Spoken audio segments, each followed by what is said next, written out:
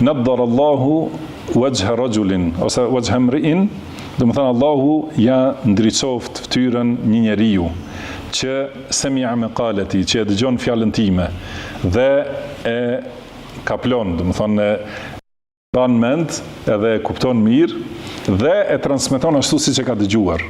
Do të thënë për këta njerëz pejgamberi sallallahu alaihi wasallam ka bërë dua. Do të thënë që Allahu t'u ndriçoj fytyrën dhe t'u zbukuroj fytyrën në dunjë dhe në ahiret, që e transmetojnë diturinë e pejgamberit sallallahu alaihi wasallam ashtu si e ka thënë ai. Dhe ka thënë farubba hamili fiqhin ila man huwa afqahu minhu, sepse shpesh herë dikush bart një dituri te dikush që ka më shumë kuptim. Do të thënë ka mundësi që të jetë bartësi diturisë, mirë po ja transmeton dikujt që e kupton edhe më mirë atë dituri se ai që e ka bartur ose që e ka sjell deri te ai diturinë. Pra, këto dy lloj të njerëzve janë njerëz të dobishëm që kanë përfituar nga dituria.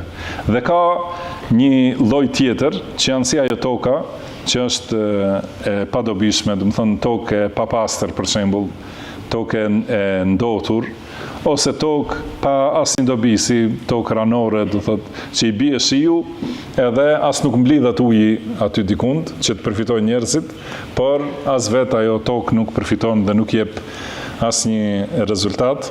Do të thënë kështu janë disa njerëz që u vjen dituria edhe u hyn njërin vesh, del tjetri nga tjetri, ose i mbyllin veshët dhe nuk e dëgjojnë diturinë, ose largohen nga dituria dhe udhëzimi dhe nuk përfitojnë për vete dhe nuk i bëjnë dobi asnjë njeriu tjetër. Ata janë prej llojit më të keq të njerëzve.